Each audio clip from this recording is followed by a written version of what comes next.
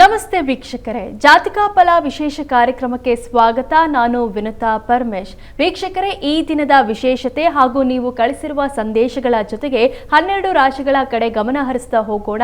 ಮೊದಲಿಗೆ ಕಾರ್ಯಕ್ರಮಕ್ಕೆ ಪ್ರಾಜ್ಞರಾದ ಶ್ರೀ ಶ್ರೀಕಂಠ ಶಾಸ್ತ್ರಿಗಳನ್ನ ಸ್ವಾಗತಿಸೋಣ. ಶಾಸ್ತ್ರಿಗಳೇ, ಕಾರ್ಯಕ್ರಮಕ್ಕೆ ಸ್ವಾಗತ. ನಮಸ್ಕಾರಗಳು. ಶಾಸ್ತ್ರಿಗಳೇ, ಈ ದಿನದ ವಿಶೇಷತೆ ತಿಳಿಸ್ಕೊಡೋದಾದ್ರೆ? ಶ್ರೀ ಗುರುಭ್ಯೋ ನಮಃ. ಹರಿ ಓಂ. ಮೂರ್ತಿತ್ವೇ ಪರಿಕಲ್ಪಿತ ಶಶಿಭೃತೋ ವರ್ತ್ಮ ಪುನರ್ಜನ್ಮನ ಮಾತ್ಮೇತ್ಯಾತ್ಮವಿದಾಂ ಕೃತುಶ್ಚ ಯಜತಾಂ ಭರ್ತ ಅಮರಜ್ಯೋತಿಷಾಂ ಲೋಕಾನಾಂ ಪ್ರಳಯೋದ್ಭವ ಸ್ಥಿತಿ ವಿಭುಶ್ಚಾನೇಕಧಾಯ ಶ್ರಿತೌ ವಾಚನ್ನ ಸದದಾ ತ್ವನೇಕ ಕಿರಣಃ ತ್ರೈಲೋಕ್ಯ ದೀಪೋ ರವಿಃ. ಸಮಸ್ತ ವೀಕ್ಷಕರಿಗೆ ಶುಭೋದಯ, ಶುಭ ಬೆಳಗು. ಈ ದಿನದ ಸಂದೇಶಗಳನ್ನು ಪರಿಶೀಲಿಸುವ ಪೂರ್ವದಲ್ಲಿ ಹೊತ್ತಿನ ಪಂಚಾಂಗವನ್ನು ಗಮನಿಸಿಕೊಳ್ಳೋಣ. ಶ್ರೀ ವಿಶ್ವಾವಸುನಾಮ ಸಂವತ್ಸರ, ಉತ್ತರಾಯಣ, ಶಿಶಿರ ಋತು, ಮಾಘ ಮಾಸ, ಕೃಷ್ಣ ಪಕ್ಷವಾಗಿದೆ. ಈ ದಿವಸ ಬುಧವಾರವಾಗಿರ್ತಕ್ಕಂಥದ್ದು. ನವಮಿ ತಿಥಿ, ಅನುರಾಧ ನಕ್ಷತ್ರ. ಈ ದಿವಸ ಬುಧವಾರ ಮತ್ತು ಅನುರಾಧ ನಕ್ಷತ್ರ ಸೇರಿದರೆ ಅದನ್ನು ಅಮೃತ ಸಿದ್ಧಿ ಯೋಗ ಅಂತ ಕರೀತಾರೆ. ಬುಧಾನುರಾಧ ಶನಿರೋಹಿಣೀಚ ಅಂತ ಒಂದು ಮಾತು ಬರುತ್ತೆ. ನಾವು ಪ್ರತಿ ಸಲ ಈ ಅಮೃತ ಸಿದ್ಧಿ ಯೋಗ ಬಂದಾಗಲೂ ಆ ವಾರ ಮತ್ತು ನಕ್ಷತ್ರಗಳನ್ನು ನಿಮ್ಮ ಮುಂದೆ ಹೇಳಿದ್ದೀನಿ. ಆದಿತ್ಯ ಹಸ್ತೋ ಗುರುಪುಷ್ಯ ಯೋಗೋ ಬುಧಾನುರಾಧ ಶನಿರೋಹಿಣೀಚ ಅಂತ. ಆದಿತ್ಯ ವಾರದಲ್ಲಿ ಹಸ್ತ ನಕ್ಷತ್ರ ಬಂದರೆ ಅದು ತುಂಬ ಒಳ್ಳೆಯದು, ಸಿದ್ಧಿಯೋಗ ಅಂತ, ಅಮೃತ ಸಿದ್ಧಿಯೋಗ ಅಂತ ಕರೀತಾರೆ. ಹಾಗೆ ಬುಧವಾರದ ದಿವಸ ಅನುರಾಧ ನಕ್ಷತ್ರ ಸೇರಿದರೆ ತುಂಬ ಶ್ರೇಷ್ಠವಾದದ್ದು ಅಂತ. ಒಳ್ಳೆಯ ಫಲಗಳನ್ನು, ಕಾಲ ಅಲ್ಲಿ ತುಂಬ ಪಕ್ವವಾಗಿದೆ, ನಾವು ಏನು ಕೆಲಸ ಮಾಡಿದ್ರೂ ಈ ದಿವಸ ಅದು ಅಮೃತ ಸಿದ್ಧಿ, ಅಮೃತ ಫಲವನ್ನು ಕೊಡುತ್ತೆ ಅನ್ನೋ ಅರ್ಥದಲ್ಲಿ ಈ ಒಂದು ಯೋಗವನ್ನು ಗುರುತಿಸಿದ್ದಾರೆ ಹಿರಿಯರು. ನಾವು ದಾಸರು ಹೇಳ್ತಾರೆ, ಇಂದಿನ ದಿನವೇ ಶುಭ ದಿನವೂ, ಇಂದಿನ ವಾರ ಶುಭವಾರ, ಇಂದಿನ ಯೋಗ ಶುಭ ಯೋಗ, ಇಂದಿನ ಕರಣ ಶುಭ ಕರ. ಪ್ರತಿ ದಿವಸವೂ ಭಗವಂತನನ್ನು ನಚ್ಕೊಂಡವರಿಗೆ ಇಂಥ ಗಳಿಗೆ, ಇದು ಅವಗಳಿಗೆ, ಇದು ಗಳಿಗೆ, ಇದು ಶುಭಗಳಿಗೆ ಅಂತ ಏನೂ ಇಲ್ಲ. ಭಗವಂತನೇ ನಿರ್ಮಾಣ ಮಾಡಿದ ಕಾಲ ಇದು ಅನಂತವಾಗಿದೆ. ಯಾವ ನಮ್ಮ ಚೌಕಟ್ಟಿಗೆ ನಾವು ಏನೋ ಒಂದು ಗುರ್ತಿಟ್ಕೊಳ್ಳೋಕ್ಕೆ ಈ ದಿವಸ ಮಂಗಳವಾರ, ಬುಧವಾರ, ಗುರುವಾರ ಅಂತ ಹಿಂಗೆ ವಾರ ಲೆಕ್ಕ ಮಾಡ್ಕೊಂಡಿದ್ದೀವಿ. ಸಮಯವೂ ಹಾಗೆ ಅನಂತವಾಗಿದೆ ಸಮಯ. ಇದನ್ನು ಇಷ್ಟು 12 ಗಂಟೆ, 1 ಗಂಟೆ ಹೀಗೆಲ್ಲ ನಾವು ನಮ್ಮ ಒಂದು ವ್ಯವಹಾರಗಳ ಅನುಕೂಲಕ್ಕಾಗಿ ಈ ಕಾಲ ವ್ಯವಸ್ಥೆಯನ್ನು ನಾವು ನಿರ್ಮಾಣ ಮಾಡಿಕೊಂಡಿದ್ದೀವಿ. 1 ವರ್ಷ ಕಾಲ ಎಲ್ಲಿಂದ ಇದೆ, ಇದರ ಆದಿ ಅಂತ್ಯಗಳನ್ನು ನಾವು ಹುಡುಕ್ಲಿಕ್ಕಾಗುತ್ತಾ ಹೇಳಿ? ಯಾವಾಗ ಸೃಷ್ಟಿ ಆಯಿತು ಈ ಯುಗ ಅಂತಕ್ಕಂಥದ್ದು? ಈ ಬ್ರಹ್ಮಾಂಡ ಸೃಷ್ಟಿಯಾಗಿದ್ದು ಅಲ್ಲಿಂದ ಮುಂದೆ ಇನ್ನೆಷ್ಟು ವರ್ಷಗಳ ಕಾಲ ಇದೆ? ಇದನ್ನು ನಾವು ಯಾವ ಗಜಕಡ್ಡಿಲಪ್ಪ ಅಳೆಯೋದು? ಯಾವ ಅಳತೆಗೋಲೇನಿದೆ ಇದಕ್ಕೆ? ನಾವೇ ಈ ದಿವಸ 20 ಸೂರ್ಯೋದಯ ಆದಮೇಲೆ ಸೂರ್ಯಾಸ್ತ ಆಗುತ್ತೆ, ಅಲ್ಲಿವರೆಗೆ ಇಷ್ಟು ಗಂಟೆ, 12 ಗಂಟೆಗಳ ಕಾಲ. ಆ ಮಧ್ಯದಲ್ಲಿನ ಚಟುವಟಿಕೆಗಳಿಗೆ ಇಷ್ಟರಲ್ಲಿ ಈ ಕೆಲಸ ಮುಗಿಸ್ಕೊಳ್ಳಿ, ಇಷ್ಟರಲ್ಲಿ ಈ ಕೆಲಸ. ವಸ್ತುತಃ ಇದು ಎಷ್ಟು ಅನುಕೂಲಕರವಾಗಿದೆ ಅಂದರೆ, ನಮ್ಮ ಭಾರತೀಯ ಸಂಸ್ಕೃತಿ ಯಾವುದನ್ನು ಧರ್ಮ, ಅರ್ಥ, ಕಾಮ, ಮೋಕ್ಷ ಅಂತ ಈ ಚತುರ್ವಿಧ ಪುರುಷಾರ್ಥಗಳು ಅಂತ ಕರೀತಾರೆ. ಇದನ್ನು ಈ ಕಾಲಕ್ಕೆ, ಈ ಒಂದು ದಿನದಲ್ಲಿ ಇದನ್ನು ಅಳವಡಿಸ್ಕೊಟ್ಟಿದ್ದಾರೆ. ಪ್ರಾತಃ ಕಾಲದಲ್ಲಿ ಎದ್ದ ತಕ್ಷಣ ನಾವು ನಮಸ್ಕಾರ ಇತ್ಯಾದಿಗಳನ್ನು ಮಾಡ್ತಕ್ಕಂಥದ್ರಲ್ಲಿ ಧರ್ಮವನ್ನು ಕಾಣ್ತಾ, ಇದನ್ನು DVG ಅವರ ಸಂಸ್ಕೃತಿ ಅಂತಕ್ಕಂಥ ಪುಸ್ತಕದಲ್ಲಿ ಹೇಳ್ತಾರೆ. ತುಂಬ ಚೆನ್ನಾಗಿದೆ, ಓದಬಹುದು ಆಸಕ್ತರು. ಸಂಸ್ಕೃತಿ ನಿಜವಾಗ್ಲೂ ಬೇಕು. ಆ ಪುಸ್ತಕ ಓದಿದವರಿಗೆ ಆ ಅಕ್ಷರಗಳನ್ನು ಮನಸ್ಸಿನಿಂದ ಓದ್ಕೊಂಡವರಿಗೆ ಗೊತ್ತಾಗುತ್ತೆ. ಅವರಲ್ಲಿ ಹೇಳ್ತಾರೆ, ಪ್ರಾತಃ ಕಾಲದ ಭಾಗ ಯಾವುದಿದೆ ಅದು ಧರ್ಮಕಾಲ. ಧರ್ಮ ಆಚರಣೆಗೆ ಮಾಡಿದೆ, ಎಲ್ಲರೂ ಮಾಡ್ತಾರೆ ಅದನ್ನು. ದೇವರಿಗೆ ಯಾರು ನಮಸ್ಕಾರ ಮಾಡಲ್ಲ? ಬೆಳಿಗ್ಗೆ ಒಂದು ಸ್ನಾನ ಮಾಡ್ಕೊಂಬಂದು ನಮಸ್ಕಾರ ಹಾಕ್ತಾರಲ್ವ? ಎಂಥ ನಾಸ್ತಿಕನು ಮನಸ್ಸಿನಲ್ಲಾದರೂ ಏನೋ ಒಂದು ಸ್ಮರಣೆ ಮಾಡ್ಕೊಳ್ತಾನೆ. ಅದು ಧರ್ಮ. ಇನ್ನು ಆನಂತರದಲ್ಲಿ ನಾವು ತೊಡಗೋದು ಕೆಲಸಕ್ಕೆ ಹೋಗ್ಬಿಡ್ತೀವಿ. ಇದು ಅರ್ಥ. ಕೆಲಸ ಅಲ್ಲಿಂದನೇ ತಾನೇ ಉತ್ಪತ್ತಿ ಆಗೋದು, ಹಣ ಅಂತಕ್ಕಂಥದ್ದು. ಹೀಗಾಗಿ ಅದನ್ನು ಅರ್ಥಕಾಲ ಅಂತ ಕರೀತಾರೆ. ಧರ್ಮಕಾಲ, ಅರ್ಥಕಾಲ. ಇನ್ನು ಕಾಮ, ಬಯಕೆಗಳನ್ನು ಈಡೇರಿಸ್ಕೊಳ್ತಕ್ಕಂಥದ್ದು. ಕೆಲಸದಿಂದ ಮನೆಗೆ ಬಂದರೆ ಇನ್ನೇನು ಕೆಲಸ? ಅವ್ರ ಜೊತೆಗೆ ಮಕ್ಕಳ ಮತ್ತು ಬಂಧುಗಳ ಅಥವಾ ಕುಟುಂಬದವ್ರ ಜೊತೆಗೆ ಒಡನಾಟ, ಅದು ಪ್ರೇಮವನ್ನು ಹಂಚಿಕೊಳ್ಳೋದೇ ಆಗುತ್ತೆ. ಇನ್ನು ದಾಂಪತ್ಯಕ್ಕಂತೂ ಸರಿಯೇ ಸರಿ. ಹೀಗಾಗಿ ಆ ಕಾಲವನ್ನು ನಾವು ಧರ್ಮ, ಅರ್ಥ, ಕಾಮ ಕಾಲ ಅಂತ ಕರೀತಕ್ಕಂಥದ್ದು. ಇನ್ನು ಮೋಕ್ಷ ಕಾಲ ಹೇಗಪ್ಪ? ಅದು ಅಡಕವಾಗಿದೆ, ನಮಗೆ ಗೊತ್ತಿಲ್ಲ, ನಾವು ಗುರುತಿಸ್ಕೊಂಡಿಲ್ಲ. ಅದನ್ನು ಋಷಿಗಳು ಗುರುತಿಸ್ಕೊಟ್ಟಿದ್ದಾರೆ. ಅದರಲ್ಲೂ DVG ಅವರು ಹೇಳ್ತಾರೆ, ಗಾಢ ನಿದ್ರೆಯಲ್ಲಿ ಮೋಕ್ಷ ಉಂಟಾಗುತ್ತೆ. ನಾನು ಯಾರು ಅಂತಲೇ ಗೊತ್ತಾಗೋದಿಲ್ಲ. ನಿದ್ದೆ ಮಾಡ್ತಾಯಿದ್ರೆ ಅಕ್ಕಪಕ್ಕದಲ್ಲಿ ಯಾರಿದ್ದಾರೆ, ಎಲ್ಲಿದ್ದೀನಿ, ಹಾಸಿಗೆ ಮೇಲ, ನೆಲದ ಮೇಲ, ಎಲ್ಲಿದ್ದೀನಿ, ರೋಗ ಇದೆಯಾ, ನೋವಿದೆಯಾ, ಇದು ಕೂಡ ಗೊತ್ತಾಗೋದಿಲ್ಲ ಅಲ್ವಾ. ಇದು ಮೋಕ್ಷ ಅಂತ. ಧರ್ಮ ಅರ್ಥ ಕಾಮ ಮೋಕ್ಷಗಳನ್ನು ನಾವು ಈ ಕಾಲದ ಈ ಒಂದು ದಿನದ ಮಿತಿಯಲ್ಲಿ ಇಷ್ಟನ್ನು ಅಡಕ ಮಾಡಿಕೊಟ್ಬಿಟ್ಟಿದ್ದಾರೆ. ಇದನ್ನು ಅರ್ಥ ಮಾಡ್ಕೊಂಡು ನಾವು ಕಾಲದಲ್ಲಿ ಸಾಗಬೇಕು. ಇದನ್ನು ವ್ಯವಸ್ಥಿತವಾಗಿ ಮಾಡ್ಕೊಳ್ಬೇಕಾಗಿರ್ತಕ್ಕಂಥದ್ದು ನಮ್ಮ ಬುದ್ಧಿ, ಅರಿವು ಇವುಗಳಿಗೆ ಸಂಬಂಧಿಸಿರ್ತಕ್ಕಂಥದ್ದು. ಒಂದು ಅಡುಗೆ ತಯಾರಾಗುವಾಗ ಸಾರಿನ ಸಂದರ್ಭದಲ್ಲಿ ಯಾವ ಸಂದರ್ಭದಲ್ಲಿ ತರಕಾರಿ ಯಾವಾಗ ಹಾಕಬೇಕು, ನೀರು ಯಾವಾಗ ಹಾಕಬೇಕು, ತರಕಾರಿ ಯಾವಾಗ, ಮೆಣಸಿನ ಪುಡಿನೋ ಖಾರದ ಪುಡಿನೋ ಯಾವ ಸಂದರ್ಭದಲ್ಲಿ, ಅದಕ್ಕೆ ಒಗ್ಗರಣೆ ಯಾವ ಸಂದರ್ಭದಲ್ಲಿ, ಒಂದೊಂದು ಅದು ಅಳವಡಿಸಿದಾಗ ಅದು ರುಚಿ ಪಾಕಗೊಳ್ಳುತ್ತೆ. ಹಾಗೆಯೇ ಇಂತಹ ಕಾಲದಲ್ಲಿ, ಅನಂತವಾದ ಕಾಲದಲ್ಲಿ ನಾವು ನಮ್ಮ ಕೆಲಸಕ್ಕೋ ಮತ್ತೊಂದಕ್ಕೋ ಯಾವ ಸಂದರ್ಭದಲ್ಲಿ ಯಾವ ಬೌದ್ಧಿಕ, ಯಾವ ಕೌಶಲ್ಯದ ಕ್ರಿಯೆಗಳನ್ನು ತೊಡಗಿಸ್ತೀವೋ ಅಲ್ಲಿ ಪಾಕಗೊಳ್ಳುತ್ತೆ. ಅದರ ರುಚಿ ಒಳ್ಳೆಯ ಕೆಲಸಗಾರನಿಗೆ ಸನ್ಮಾನ ಬರುತ್ತೆ. ಅದು ಆ ರುಚಿಯ ಪಡೆದಂಥ ಒಂದು ಪ್ರಶಸ್ತಿ. ಹೀಗೆ ಎಲ್ಲದಕ್ಕೆ ಅನ್ವಯ ಮಾಡ್ಕೊಳ್ಬೇಕು. ಇದನ್ನೇ ಅಲ್ಲಿ ಹೇಳಿರ್ತಕ್ಕಂಥ ಸಂಸ್ಕೃತಿಯಲ್ಲಿ. ಇದನ್ನೆಲ್ಲ ಓದ್ಕೊಂಡಾಗ ನಾವು ನಮ್ಮ ಜೀವನದಲ್ಲಿ ಕಾಲ ವ್ಯರ್ಥ ಮಾಡದೆ, ಇದು ಅಮೃತ ಸಿದ್ಧಿ ಯೋಗ ಯಾವತ್ತಿಲ್ಲ, ಪ್ರತಿ ಕ್ಷಣ ಇದೆ. ಒಳ್ಳೆಯ ಕೆಲಸದಲ್ಲಿ ತೊಡಕೊಂಡಾಗ ನೀವು ಆ ಕೆಲಸವೇ ಅಮೃತ ಅಲ್ವಾ. ಅಮೃತ ಅಂದರೆ ಮೃತ ಅಂದರೆ ಸಾವು, ಸಾವಿಲ್ಲದ ಕೆಲಸ ಆಗುತ್ತದು. ಈ ದಿವಸ ಮಾಡಿದ್ದು ಶಾಶ್ವತವಾಗಿ ಉಳಿಯುತ್ತಲ್ವ. ಹಾಗೆ ಕಂಡುಕೊಳ್ಳೋದು ದೊಡ್ಡವರ ಲಕ್ಷಣ. ಅಂಥವರ ಹಾದಿಯಲ್ಲಿ ನಾವೆಲ್ಲ ಸಾಗಬೇಕು, ಅದು ನಮ್ಮ ಲಕ್ಷಣ. ಆ ರೀತಿಯಲ್ಲಿ ಈ ಅಮೃತ ಸಿದ್ಧಿ ಯೋಗ ನಿಮ್ಮ ಎಲ್ಲ ಕೆಲಸಗಳಿಗೆ, ಚಿಂತನೆಗಳಿಗೆ, ನಿಮ್ಮ ಕಾರ್ಯಗಳಿಗೆ ಅಂಥದ್ದೊಂದು ಸಿದ್ಧಿ ಫಲವನ್ನು ತಂದು ಕೊಡಲಿ. ಭಗವಂತ ಒಳ್ಳೇದು ಮಾಡಲಿ. ಶಾಸ್ತ್ರಿಗಳೇ, ಈ ದಿನದ ವಿಶೇಷತೆ ಅಮೃತ ಸಿದ್ಧಿ ಯೋಗ ಹಾಗೂ ಕಾಲವನ್ನು ಯಾವ ರೀತಿ ನೋಡಬೇಕು ಅನ್ನೋದನ್ನು ತಿಳಿಸ್ಕೊಟ್ರಿ. ಈಗ ಇವತ್ತಿನ ಸಂದೇಶದ ಕಡೆ ಗಮನ ಹರಿಸೋಣ. ಮೊದಲ ಸಂದೇಶ ಸುರೇಶ್ ಮೈಸೂರಿಂದ. ಇವರು ಹುಟ್ಟಿದ ದಿನಾಂಕ 12/9/2008, ಹುಟ್ಟಿದ ಸಮಯ 4:15 AM. ಇವರ ಪ್ರಶ್ನೆ, ಕೆಲಸದಲ್ಲಿ ಕಿರಿಕಿರಿ, ಕೆಲಸ ಬದಲಿಸಲೇ ಅಥವಾ ಪರಿಹಾರ ತಿಳಿಸ್ಕೊಡಿ ಅಂತ. ಸುರೇಶ್ ಅವರ ಪ್ರಶ್ನೆ, ಕೆಲಸದಲ್ಲಿ ಕಿರಿಕಿರಿ ಆಗ್ತಾಯಿದೆ, ಬದಲಿಸ್ಲಾ ಅಂತ ಕೇಳಿದಾರಲ್ವ. ಜಾತಕ ನೋಡಿ, ತಮ್ಮ ಜಾತಕವನ್ನು ಪರಿಶೀಲಿಸಿದ್ರೆ ತಮ್ಮದು ಕರ್ಕಟಕ ಲಗ್ನ. ಲಗ್ನದಿಂದ ಕರ್ಮಸ್ಥಾನದ ಅಧಿಪತಿ ಕುಜ ಶತ್ರು ಕ್ಷೇತ್ರದಲ್ಲಿದ್ದಾನೆ ನಿಮಗೆ. ಹೀಗಾಗಿ ಏನಾಗುತ್ತೆ, ಕೆಲಸದಲ್ಲಿ ಶತ್ರುತ್ವಗಳು, ಕೆಲಸದಲ್ಲಿ ಅಕ್ಕಪಕ್ಕದವರೇ ನಮಗೆ ಕಿರಿಕಿರಿ ಮಾಡ್ತಕ್ಕಂಥದ್ದು, ಗೊತ್ತಿರುವವರೇ ಕಿರಿಕಿರಿ ಮಾಡೋದು, ಗೊತ್ತಿಲ್ಲದ ಹಾಗೆ ಹೀಗೆಲ್ಲ ಆಗುತ್ತೆ. ಕಾರಣ ಏನಪ್ಪ ಅಂದರೆ ಕರ್ಮಾಧಿಪತಿ ಶತ್ರು ಕ್ಷೇತ್ರದಲ್ಲಿದ್ದಾಗ. ಪ್ರಸ್ತುತ ನಿಮಗೆ ಯಾವ ಕಾಲ ನಡೀತಾ ಇದೆ ಅಂದರೆ ಗ್ರಹಗಳ ಕಾಲ ಸೂಚಿಸ್ತಾವಲ್ವ. ಇದನ್ನು ನೋಡೋದಾದರೆ ರಾಹು ದಶೆಯಲ್ಲಿ ತಮಗೀಗ ಗುರು ಭುಕ್ತಿ ನಡೀತಾ ಇದೆ. ನಿಮ್ಮ ಜಾತಕದಲ್ಲಿ ಗುರು ಇರ್ತಕ್ಕಂಥದ್ದು, ಅವನು ಷಷ್ಠದಲ್ಲಿದ್ದಾನೆ, ಸ್ವಕ್ಷೇತ್ರ, ತೊಂದರೆ ಇಲ್ಲ, ಅಲ್ಲೇ ಇದ್ದಾನೆ ಗುರು. ನೀವೊಂದು ಸರಳವಾದ ಪರಿಹಾರ ಹೇಳ್ತೀನಿ, ಮಾಡಬಹುದು, ಮಾಡಿ ತುಂಬ ಅನುಕೂಲ ಆಗುತ್ತೆ. ನರಸಿಂಹ ಸನ್ನಿಧಾನಕ್ಕೆ ಪ್ರತಿ ಬುಧವಾರ ನರಸಿಂಹ ಸನ್ನಿಧಾನಕ್ಕೆ ಹೋಗೋದು, ಅಭಿಷೇಕ ಮಾಡಿಸೋದು, ತುಳಸಿ ಅರ್ಚನೆ ಮಾಡಿಸಿ. ಇವೆರಡನ್ನು, ಅಭಿಷೇಕ, ತುಳಸಿ ಅರ್ಚನೆ ಪ್ರತಿ ಬುಧವಾರ ಮಾಡಿಸಿ. ಹೀಗೆ 6 ತಿಂಗಳು ನಿರಂತರವಾಗಿ ಶ್ರದ್ಧೆಯಿಂದ ಮಾಡಿ. ಪ್ರತಿ ಬುಧವಾರ ಮಾಡ್ತಾ ಬನ್ನಿ. ಆ ಶತ್ರುತ್ವ ಹಾಗೆ ಕ್ರಮೇಣ ಕಡಿಮೆ ಆಗುತ್ತೆ. ನಿಮ್ಮ ಶ್ರದ್ಧೆಗೆ ತಕ್ಕ ಹಾಗೆ ಫಲ ಇರುತ್ತೆ. ಅನನ್ಯ ಭಕ್ತಿಯಿಂದ ಪ್ರಹ್ಲಾದನಿಗೆ ಮನೆಯಲ್ಲೇ ಶತ್ರು, ತಂದೆಯೇ ಶತ್ರು.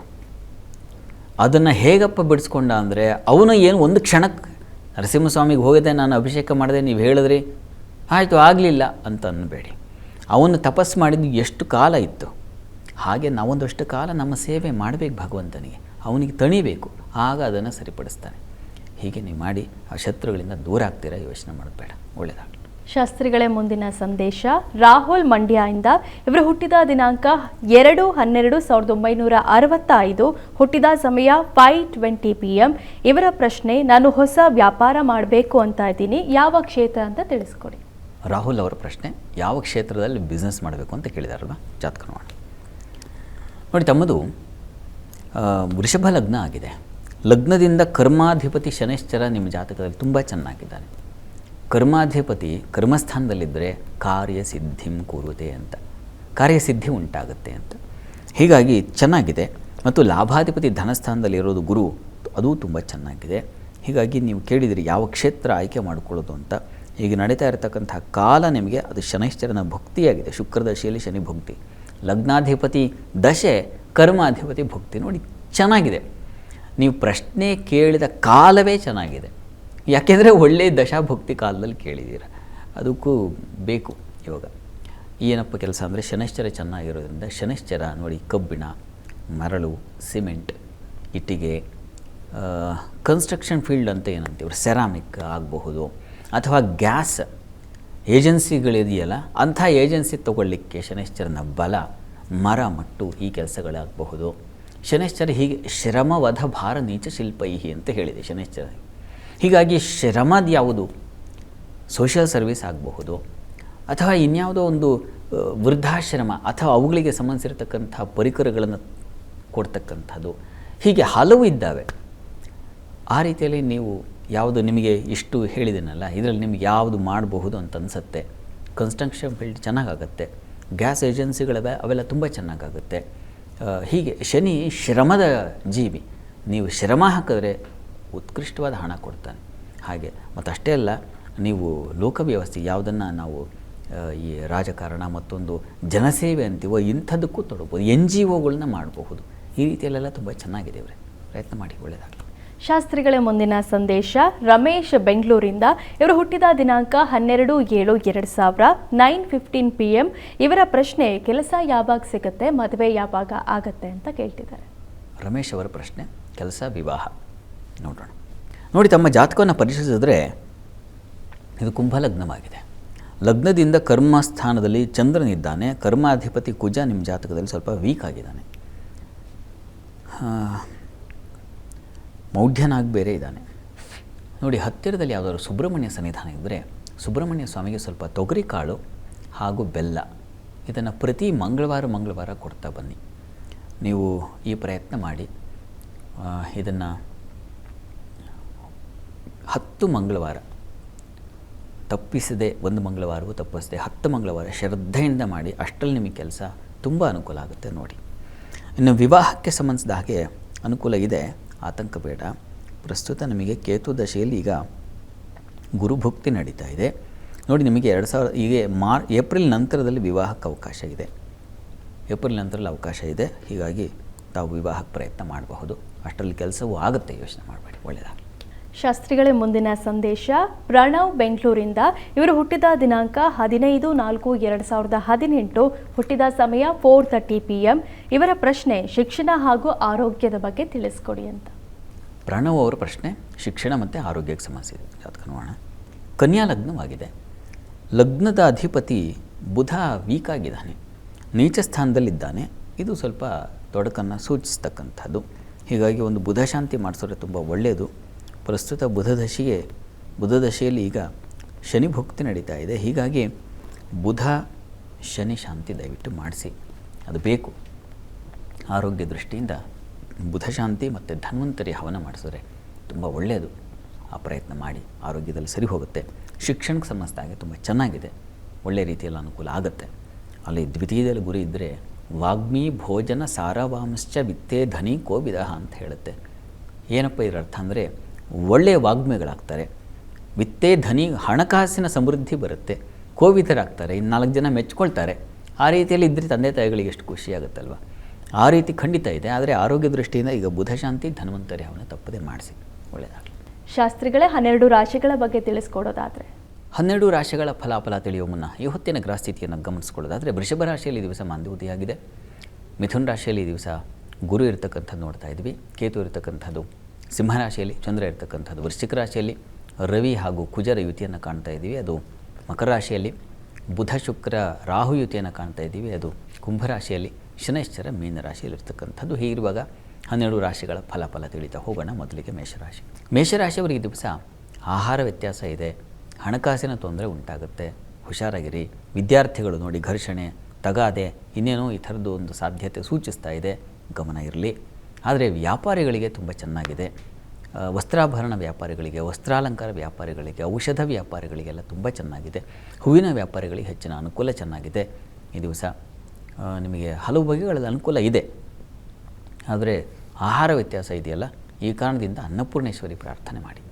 ಇನ್ನು ವೃಷಭ ರಾಶಿ. ವೃಷಭ ರಾಶಿಯವರಿಗೆ ದಾಂಪತ್ಯದಲ್ಲಿ ಅನ್ಯೋನ್ಯತೆ, ಸಾಮರಸ್ಯ, ಕುಟುಂಬದಲ್ಲಿ ಒಂದು ರೀತಿಯ ಸಹಕಾರ, ಸಹಬಾಳ್ವೆ ಇದೆಲ್ಲ ತುಂಬ ಚೆನ್ನಾಗಿದೆ. ಹಣಕಾಸಿನಲ್ಲೂ ನಿಮಗೆ ಸ್ವಲ್ಪ ಅನುಕೂಲದ ವಾತಾವರಣ, ವಿದ್ಯಾರ್ಥಿಗಳಿಗೆ ಅನುಕೂಲ, ಹೀಗೆಲ್ಲ ತುಂಬ ಚೆನ್ನಾಗಿದೆ. ವೃತ್ತಿಯಲ್ಲೂ ಹೆಚ್ಚಿನ ಅನುಕೂಲಗಳನ್ನು ಕಾಣ್ತಕ್ಕಂತಹ ಸಾಧ್ಯತೆ ಇದೆ. ಈ ದಿವಸ ನಿಮಗೆ ಸ್ವಲ್ಪ ತಲೆನೋವು ಬರಬಹುದು, ಶಿರೋಬಾಧೆ, ಹೀಗಾಗಿ ದುರ್ಗಾ ಕವಚ ಹೇಳ್ಕೊಳ್ಳಿ. ಇನ್ನು ಮಿಥುನ ರಾಶಿ. ಮಿಥುನ ರಾಶಿಯವರಿಗೆ ಈ ದಿವಸ ಸ್ವಲ್ಪ ತೊಡಕಿನ ಕಾಲ ಸೂಚಿಸ್ತಾ ಇದೆ. ಈ ದಿವಸ ನಷ್ಟ ಜಾಸ್ತಿ, ಖರ್ಚು ಜಾಸ್ತಿ ಮಾಡ್ಕೊಳ್ತೀರಾ, ಓಡಾಟ ಜಾಸ್ತಿ ಆಗುತ್ತೆ, ಪ್ರೆಷರ್ ಜಾಸ್ತಿ ಆಗೋ ಸಾಧ್ಯತೆ ಇದೆ ಈ ದಿವಸ. ಮತ್ತು ಈ ದಿವಸ ವಿದ್ಯಾರ್ಥಿಗಳಿಗೆ ಸ್ವಲ್ಪ ತೊಡಕುಗಳು, ಹೆಣ್ಮಕ್ಳು ಕೆಲಸ ಕಾರ್ಯಗಳಲ್ಲಿ ಸ್ವಲ್ಪ ಘರ್ಷಣೆ, ಸಿಟ್ಟು, ಸೆಡವು ಇವುಗಳಿಗೆ ಬಲಿಯಾಗಿಬಿಡೋ ಸಾಧ್ಯತೆ ಇದೆ. ಗಮನ ಇರಲಿ. ಈ ದಿವಸ ತಪ್ಪದೇ ವಿಷ್ಣು ಸಹಸ್ರನಾಮ, ಲಲಿತಾ ಸಹಸ್ರನಾಮ ಎರಡೂ ಹೇಳ್ಕೊಳ್ಳೋದು, ಕೇಳಿಸ್ಕೊಳ್ಳೋದು ಬಹಳ ಒಳ್ಳೆಯದು. ಪ್ರಯತ್ನ ಮಾಡಿ. ಇನ್ನು ಕರ್ಕಟಕ ರಾಶಿ. ಕರ್ಕಟಕ ರಾಶಿಯವರಿಗೆ ಈ ದಿವಸ ಲಾಭದಾಯಕ ದಿನವಾಗಿದೆ. ಕೆಲಸ ಕಾರ್ಯಗಳಲ್ಲೂ ಅನುಕೂಲ ಚೆನ್ನಾಗಿದೆ. ದಾಂಪತ್ಯದಲ್ಲಿ ಸಾಮರಸ್ಯ ಇದೆ. ಇಬ್ಬರೂ ಗಂಡ ಹೆಂಡತಿ ಇಬ್ಬರೂ ಒಂದು ದುಡಿಮೆಗೆ ತೊಡಕೊಳ್ತಕ್ಕಂಥದ್ದು ಅಂಥದ್ದೊಂದು ಲಕ್ಷಣ ಸೂಚಿಸ್ತಾ ಇದೆ. ಇನ್ನು ಈ ದಿವಸ ಮಕ್ಕಳಿಂದಲೂ ಸಹಾಯ ಸಹಕಾರ ಸಿಗುತ್ತೆ. ಈ ದಿವಸ ಚೆನ್ನಾಗಿದೆ. ಹೆಚ್ಚಿನ ಪಾಲು ಈ ದಿವಸ ಯಾವುದೇ ಅಂತಹ ಮಟ್ಟಕ್ಕಿನ ಕಿರಿಕಿರಿಗಳು ಕಾಣಲ್ಲ. ಈ ದಿವಸ ನಿಮ್ಮ ಕುಲದೇವತಾ ಆರಾಧನೆ ಮಾಡಿ. ಇನ್ನು ಸಿಂಹರಾಶಿ. ಸಿಂಹರಾಶಿಯವರಿಗೆ ಈ ದಿವಸ ಕೆಲಸ ಕಾರ್ಯಗಳಲ್ಲಿ ಹೆಚ್ಚಿನ ತೊಡಕನ್ನು ಕಾಣುವ ಸಾಧ್ಯತೆ ಇದೆ. ಈ ದಿವಸ ಗಮನ ಇರಲಿ. ಈ ದಿವಸ ನೀವು ನಿಮ್ಮ ವೃತ್ತಿ ಸ್ಥಳದಲ್ಲಿ ಸಹೋದ್ಯೋಗಿಗಳ ನಡುವೆ ಏನೋ ಘರ್ಷಣೆ, ಅಸಮಾಧಾನ ಇದನ್ನು ಸೂಚಿಸ್ತಾ ಇದೆ. ಈ ದಿವಸ ನಿಮಗೆ ಪ್ರಯಾಣದಲ್ಲಿ ಸೌಖ್ಯ ಚೆನ್ನಾಗಿದೆ. ಕೃಷಿಕರಿಗೆ ತುಂಬ ಚೆನ್ನಾಗಿದೆ. ಈ ಹೂವಿನ ವ್ಯಾಪಾರಿಗಳಿಗೆ, ಹಣ್ಣಿನ ವ್ಯಾಪಾರಿಗಳಿಗೆ, ಹಾಲು ಈ ಕ್ಷೇತ್ರದಲ್ಲಿ ಕೆಲಸ ಮಾಡೋರಿಗೆಲ್ಲ ತುಂಬ ಚೆನ್ನಾಗಿದೆ. ಇನ್ನು ದಾಂಪತ್ಯದಲ್ಲಿ ಒಂದು ಸ್ವಲ್ಪ ಮನಸ್ತಾಪದ ಸಾಧ್ಯತೆ ಸೂಚಿಸ್ತಾ ಇದೆ. ಪ್ರಾರ್ಥನೆಗೆ ದಿವಸ ಮಹಾಲಕ್ಷ್ಮಿ ಸನ್ನಿಧಾನಕ್ಕೆ ಸ್ವಲ್ಪ ಪರಿಮಳ ಭರಿತ ಹೂ ಸಮರ್ಪಣೆ ಮಾಡಿ. ಇನ್ನು ಕನ್ಯಾ ರಾಶಿ. ಕನ್ಯಾ ರಾಶಿಯವರಿಗೆ ಈ ದಿವಸ ಕೆಲಸ ಕಾರ್ಯಗಳಲ್ಲಿ ಹೆಚ್ಚಿನ ಅನುಕೂಲ ಇದೆ. ಈ ದಿವಸ ನಿಮಗೆ ಹಿರಿಯರಿಂದ ಪ್ರಶಂಸೆ ಸಿಗುತ್ತೆ. ಈ ದಿವಸ ಸ್ವಲ್ಪ ಅಶ್ರದ್ಧೆ, ಆಲಸ್ಯವೂ ನಿಮ್ಮನ್ನು ಕಾಡುತ್ತೆ. ಹೀಗಾಗಿ ಗಮನ ಇರಲಿ, ಆಲಸ್ಯದ ಕಡೆಗೆ ಎಚ್ಚರ ಇರಲಿ. ಈ ದಿವಸ ಸೇವಕರಿಂದ ಸಹಾಯ ಇತ್ಯಾದಿ ನಿರೀಕ್ಷೆ ಮಾಡಬಹುದು. ಒಳ್ಳೆಯ ಉಪದೇಶವೂ ಸಿಗುತ್ತೆ ಈ ದಿವಸ. ಒಳ್ಳೆಯ ಸಲಹೆ ಸಿಗುತ್ತೆ. ಉಪದೇಶ ಅಂದರೆ ಸಲಹೆ ಅಂತ. ಆ ರೀತಿಯಲ್ಲಿ ಅನುಕೂಲ ಇದೆ ಈ ದಿವಸ. ಪ್ರಾರ್ಥನೆಗೆ ಈ ದಿವಸ ಕೃಷ್ಣ ಸನ್ನಿಧಾನದಲ್ಲಿ ಒಂದು ತುಳಸಿ ಅರ್ಚನೆ ಅಥವಾ ಪುಷ್ಪಾರ್ಚನೆ ಮಾಡಿಸಿ. ಇನ್ನು ತುಲಾರಾಶಿ. ತುಲಾರಾಶಿಯವರಿಗೆ ಈ ಕುಟುಂಬದಲ್ಲಿ ತುಂಬ ಸೌಖ್ಯ ಇದೆ. ವಿದ್ಯಾರ್ಥಿಗಳಿಗೆ ಹೆಚ್ಚಿನ ಅನುಕೂಲ ಇದೆ ಈ ದಿವಸ. ಅನ್ನ ಸಮೃದ್ಧಿ ಚೆನ್ನಾಗಿದೆ. ಹಣಕಾಸಿನ ಅನುಕೂಲವೂ ಚೆನ್ನಾಗಿದೆ. ದಾಂಪತ್ಯದಲ್ಲಿ ಅನ್ಯೋನ್ಯತೆ ಇದೆ ಈ ದಿವಸ. ಈ ದಿವಸ ಹೆಚ್ಚಿನ ಅನುಕೂಲ ಇದೆ. ಸ್ವಲ್ಪ ಚರ್ಚೆಗಳಿಂದ, ವಾದಗಳಿಂದ ಮನಸ್ಸಿಗೆ ಬೇಸರ ಆಗುವ ಸಾಧ್ಯತೆ ಇದೆ. ಅಪಮಾನಕ್ಕೆ ತುತ್ತಾಗಿಬಿಡ್ತೀರಾ. ಹೀಗಾಗಿ ಗಮನ ಇರಲಿ. ಈ ದಿವಸ ಲಲಿತಾ ಸಹಸ್ರನಾಮ ಹೇಳ್ಕೊಳ್ಳಿ. ಇನ್ನು ವೃಶ್ಚಿಕ ರಾಶಿ. ವೃಶ್ಚಿಕ ರಾಶಿಯವರಿಗೆ ಈ ದಿವಸ ವೃತ್ತಿಯಲ್ಲೇ ವಿಶೇಷವಾದ ಅನುಕೂಲಗಳಿದ್ದಾವೆ. ಸಹಕಾರ ಸಿಗುತ್ತೆ ಬಹಳ ಮುಖ್ಯವಾಗಿ. ಇನ್ನು ಈ ದಿವಸ ಸ್ವಲ್ಪ ದಾಂಪತ್ಯದಲ್ಲಿ ಮನಸ್ತಾಪಗಳನ್ನು ಸೂಚಿಸ್ತಾ ಇದೆ. ಮನಸ್ಸಿಗೆ ಬೇಸರ, ಭಿನ್ನಾಭಿಪ್ರಾಯಗಳು ಇವುಗಳ ಸಾಧ್ಯತೆ ಇದೆ. ಗಮನ ಇರಲಿ. ಉಳಿದ ಹಾಗೆ ವ್ಯಾಪಾರಿಗಳಿಗೆ, ಅದರಲ್ಲೂ ಈ ಗೋ, ಕ್ಷೀರ ಇವುಗಳಿಗೆ ಸಂಬಂಧಿಸಿರ್ತಕ್ಕಂಥ ವ್ಯಾಪಾರದಲ್ಲಿ ಸ್ವಲ್ಪ ತೊಡಕುಗಳನ್ನು, ಹಿನ್ನಡೆಯನ್ನು ಕಾಣುವ ಸಾಧ್ಯತೆ ಇದೆ. ಕ್ಷೀರ ಸಮರ್ಪಣೆ ಮಾಡಿ ಅಮ್ಮನವರ ಸನ್ನಿಧಾನಕ್ಕೆ. ಧನುರಾಶಿಯವರಿಗೆ ದಿವಸ ವೃತ್ತಿಯಲ್ಲಿ ತುಂಬ ಅನುಕೂಲ, ಧನಲಾಭ, ವೈದ್ಯಕೀಯ ಕ್ಷೇತ್ರದವರಿಗೆ ತುಂಬ ಚೆನ್ನಾಗಿದೆ. ದಾಂಪತ್ಯದಲ್ಲಿ ಅನ್ಯೋನ್ಯತೆ, ಸಾಮರಸ್ಯ ಇದೆ. ಹೆಣ್ಮಕ್ಕಳಿಗೆ ಅತಿ ನಷ್ಟ ಸೂಚಿಸ್ತಾ ಇದೆ. ಹುಷಾರು. ಶಾಪಿಂಗು, ಮತ್ತೊಂದು ಇನ್ನೊಬ್ರು ಯಾರೋ ಗೆಳೆಯ ಸಿಕ್ತರು ಅಂತ ಹೇಳಿ ಎಲ್ಲ ಖರ್ಚು ಮಾಡ್ಕೊಂಡ್ಬಿಡೋ ಸಾಧ್ಯತೆ ಸೂಚಿಸ್ತಾ ಇದೆ. ಗಮನ ಇರಲಿ. ಸಾಲ, ಆ ಬಾಧೆಯೂ ಸೂಚಿಸ್ತಾ ಇದೆ. ಈ ದಿವಸ ನರಸಿಂಹ ಪ್ರಾರ್ಥನೆ ಮಾಡ್ಕೊಳ್ಳಿ ತಪ್ಪದೆ. ಇನ್ನು ಮಕರ ರಾಶಿ. ಮಕರ ರಾಶಿಯವರಿಗೆ ಈ ದಿವಸ ಲಾಭದಾಯಕವಾಗಿದೆ. ಸಂಗಾತಿಯಿಂದ ವಿಶೇಷವಾದ ಉಡುಗೊರೆ, ಲಾಭ ಈ ರೀತಿಯ ಒಂದು ಸಾಧ್ಯತೆ ಇದೆ. ಕೆಲಸ ಕಾರ್ಯಗಳಲ್ಲೂ ಅನುಕೂಲ ಇದೆ, ಸಂಶಯ ಇಲ್ಲ ಅದರಲ್ಲಿ. ಇನ್ನು ಈ ದಿವಸ ಸ್ವಲ್ಪ ನಿಮಗೆ ತೊಡಕಿನ ಅಂದರೆ ಮಕ್ಕಳಿಂದಾಗಿ, ಮಕ್ಕಳ ವಿಚಾರದಲ್ಲಿ ಕಿರಿಕಿರಿ, ಅವರ ವಿದ್ಯೆ ವಿಚಾರ ಮತ್ತೊಂದು ಇವುಗಳು ನಿಮಗೆ ತುಂಬ ಕಾಡುತ್ತೆ. ಆ ರೀತಿಯಲ್ಲಿದೆ. ಮನಸ್ಸು ಸ್ವಲ್ಪ ಮಂಕಾಗಿಬಿಡುತ್ತೆ. ಆಲೋಚನೆ ತುಂಬ ಚಿಂತೆ ಮಾಡೋ ಸಾಧ್ಯತೆ ಅದನ್ನು ಸೂಚಿಸ್ತಾ ಇದೆ. ಇದರ ನಿವಾರಣೆಗೆ ಲಲಿತಾ ಆರಾಧನೆ, ಲಲಿತಾ ಸಹಸ್ರನಾಮ ಹೇಳ್ಕೊಳ್ಳಿ. ಇನ್ನು ಕುಂಭರಾಶಿ. ಕುಂಭರಾಶಿಯವರಿಗೆ ಈ ದಿವಸ ವೃತ್ತಿಯಲ್ಲಿ ಈ ದಿವಸ ವಿಶೇಷವಾದ ಅನುಕೂಲ ಇದೆ. ಪರಿಶ್ರಮವೂ ಇದೆ, ಆದರೆ ಅನುಕೂಲವೂ ಇದೆ, ಸಂಶಯ ಇಲ್ಲ. ಸಹೋದರಿಗಳ ಸಹಕಾರ ಚೆನ್ನಾಗಿರ್ತದೆ. ಈ ದಿವಸ ನಿಮಗೆ ಕುಟುಂಬದಲ್ಲಿ ಅನುಕೂಲತೆ, ಹಿರಿಯರ ಸಹಕಾರ ಇತ್ಯಾದಿ ಕಾಣ್ತೀರಾ. ಪ್ರಯಾಣ ತೊಂದರೆ ಸೂಚಿಸ್ತಾ ಇದೆ. ಮತ್ತು ಈ ದಿವಸ ಕೃಷಿ ಚಟುವಟಿಕೆಗಳಲ್ಲಿ ಹಿನ್ನಡೆ, ಸ್ವಲ್ಪ ವಿಷಜಂತುಗಳ ಭಯ ಸೂಚಿಸ್ತಾ ಇದೆ. ಹುಷಾರು. ನೀವು ರಸ್ತೆಯಲ್ಲಿ ಓಡಾಡುವಾಗಲೇ ಯಾವುದೋ ಒಂದು ಪ್ರಾಣಿಗಳ ಭಯ, ಹಸುವೆ ಆಗಿಬಿಡಬಹುದು ಅಥವಾ ಈ ಥರದ್ದು ಯಾವುದೋ ಸಾಕು ಪ್ರಾಣಿಗಳ ಭಯ ಅದು ಸೂಚಿಸ್ತಾ ಇದೆ. ಹುಷಾರು. ಈ ದಿವಸ ತಪ್ಪದೇ ದುರ್ಗಾ ಪ್ರಾರ್ಥನೆ ಮಾಡಿ. ಇನ್ನು ಮೀನರಾಶಿ. ಮೀನರಾಶಿಯವರಿಗೆ ಈ ದಿವಸ ಕೆಲಸ ಕಾರ್ಯಗಳಲ್ಲಿ ಹೆಚ್ಚಿನ ಅನುಕೂಲ ಇದೆ. ಧರ್ಮಶ್ರದ್ಧೆ, ಶುಭ ಕಾರ್ಯಗಳಲ್ಲಿ ಭಾಗಿಯಾಗ್ತಕ್ಕಂಥದ್ದು, ಶುಭ ಸಮಾರಂಭವೋ ಮತ್ತೊಂದೋ ಇವುಗಳಲ್ಲಿ ತೊಡಗ್ತಕ್ಕಂಥದ್ದು, ಮನಸ್ಸಿಗೆ ಹಿತವಾದ ವಾತಾವರಣ, ಇದೆಲ್ಲ ತುಂಬ ಚೆನ್ನಾಗಿದೆ. ದಿವಸ ಸೇವಕರು ಸಹಾಯಕರಿಂದ ಏನೂ ನಿರೀಕ್ಷೆ ಮಾಡಬೇಡಿ, ಅವರಿಂದ ತೊಂದರೆ ಉಂಟಾಗುತ್ತೆ, ವಿಶ್ವಾಸ ಕಳ್ಕೊಂಡ್ಬಿಡ್ತೀರ. ಈ ದಿವಸ ಆಂಜನೇಯನ ಪ್ರಾರ್ಥನೆ ಮಾಡಿ. ಈ ದಿವಸ 12 ರಾಶಿಗಳವರ ರಾಶಿ ಗೊತ್ತಿಲ್ಲ ಅಂತಕ್ಕಂಥವ್ರು ಹೇಳಬಹುದಾದ ಮಂತ್ರ ಗಮನಿಸಿ. ಓಂ ವಸುಮತೆ ನಮಃ ಈ ಮಂತ್ರ ಹೇಳ್ಕೊಳ್ಳಿ, ಅನುಕೂಲವಾಗುತ್ತೆ. ಶಾಸ್ತ್ರಿಗಳೇ, ಸಂದೇಶಗಳ ಜೊತೆ ಈ ದಿನದ ವಿಶೇಷತೆ ಹಾಗೂ 12 ರಾಶಿಗಳ ಬಗ್ಗೆ ತಿಳಿಸ್ಕೊಟ್ರಿ, ಧನ್ಯವಾದ. ಸರ್ವೇ ಜನಾಃ ಸುಖಿನೋ ಭವಂತು, ಸಮಸ್ತ ಸನ್ಮಂಗಳಾನಿ ಭವಂತು. ಎಲ್ಲರಿಗೂ ಶುಭವಾಗಲಿ. ವೀಕ್ಷಕರೇ, ಇದಾಗಿತ್ತು ಇವತ್ತಿನ ಜಾತಕ ಫಲ. ನೇರ ದಿಟ್ಟ ನಿರಂತರ ಸುದ್ದಿಗಾಗಿ ನೋಡ್ತಾ ಇರಿ ಏಷ್ಯಾನೆಟ್ ಸುವರ್ಣ ನ್ಯೂಸ್.